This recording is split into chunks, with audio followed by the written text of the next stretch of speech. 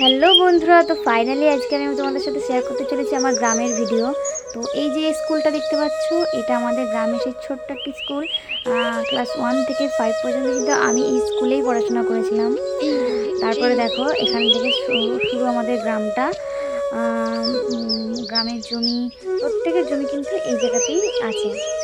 তো এই যে আমার দুধারে দেখতে পাচ্ছি, এগুলোকে তো তিল গাছ বলা হয়। তো তিল ফুল দেখো কত সুন্দর ফুল ফুটেছে।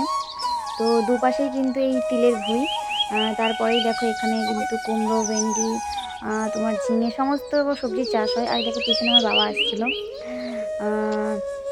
তারপরে দেখো আমি একটু আমার দিদিকে বললাম যে ক্যামেরা একটু ধরে দে, তো আমি একটু ভিডিও করব, তারপর তোমার সঙ্গে শেয়ার করছিলাম। দেখো জাস্ট দেখো এখনই সূর্যটা অস্ত যাবে, আর সেটার একটি সুন্দর দৃশ্য তোমাদের সাথে আমি শেয়ার করলাম।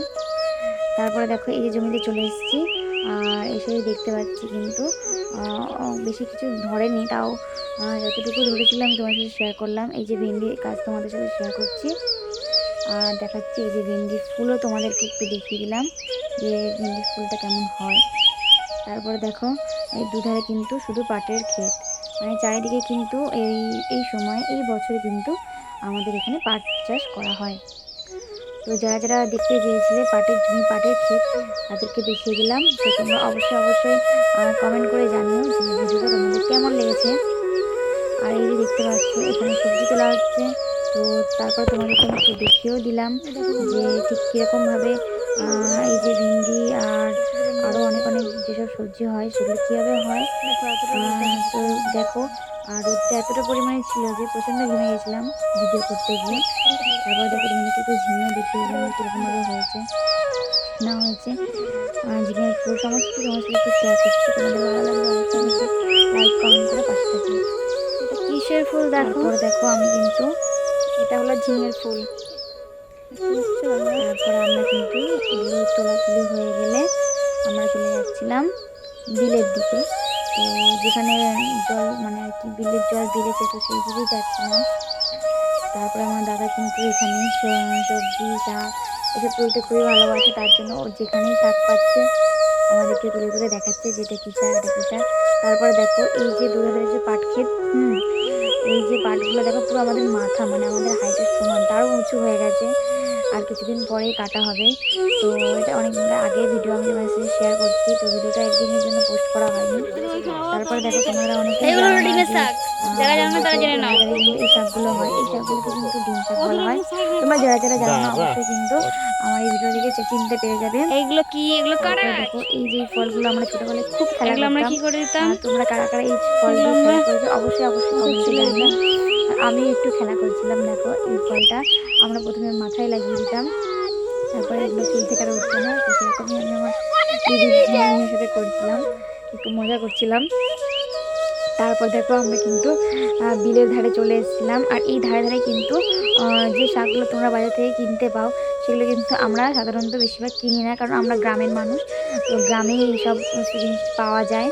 তো এখানে দেখো কলমির শাক তোমাদেরকে দেখাচ্ছিলাম, আর এই যে কুমড়োর শাকও এখান থেকে তুলেছিলাম। আর এই যে ধারে ধারে সব কলমির শাকগুলো কিন্তু হয়েছে, যেহেতু জল পেয়েছে সেহেতু এখানে হয়েছে, তার জন্য কিন্তু শাকগুলো আমরা এখান থেকেই তুলে নিচ্ছিলাম।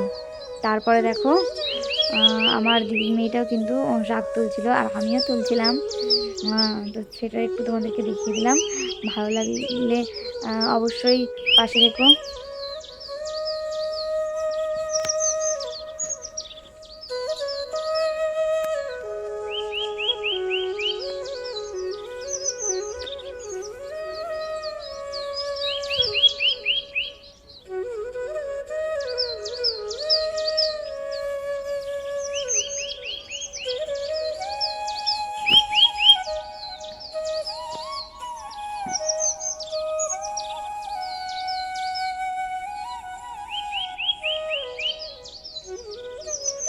তারপর দেখো আমাদের মোটামুটি এখানে শাক তোলা হয়ে গেছে। তো তোমাদেরকে দেখাচ্ছিলাম এই যে আমাদের সেই বিলে এগুলো হলো গিয়ে কচুরি পান্না দেখতে পাচ্ছ। তো এটা দেখে মনে হচ্ছে যে এখানে কিন্তু কোনো রকমের জল নেই, কিন্তু তুমি যদি পা দিয়ে দাও তাহলে কিন্তু তুমি জলে ঢুকে যাবে।